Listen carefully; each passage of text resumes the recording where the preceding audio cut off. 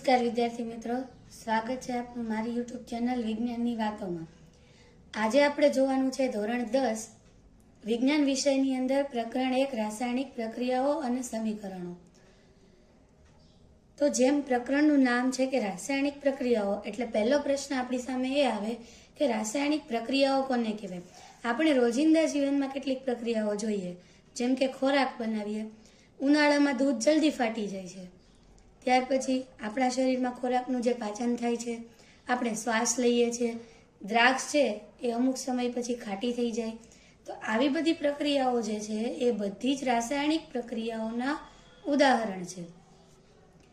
હવે આપણે વિજ્ઞાનની ભાષામાં કહીએ તો રાસાયણિક પ્રક્રિયા કોને કહેવાય, તો કે કોઈ પણ બે રસાયણોને ભેગા કરતા નવું રસાયણ બને, આ ઘટનાને આપણે રાસાયણિક પ્રક્રિયાઓ કહે છે।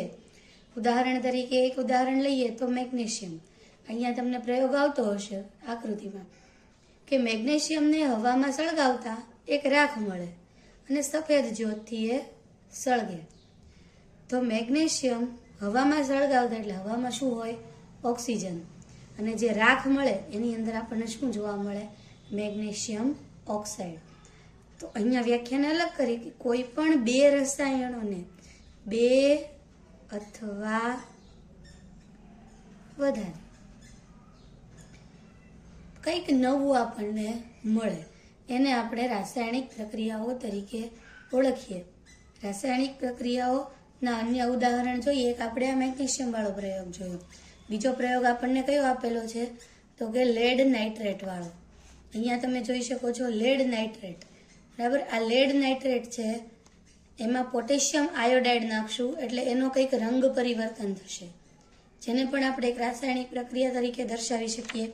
એની સિવાય અહીં આકૃતિમાં તમને બીજો એક પ્રયોગ પણ આપેલો છે, જેને કંઈક આવી રીતે લખી શકાય કે આપણે ઝીંકના દાણા એની અંદર નાખવાનું છે મંદ સલ્ફ્યુરિક એસિડ, એટલે આપણને મળે છે ઝીંક સલ્ફેટ ZnSO4 અને હાઇડ્રોજન।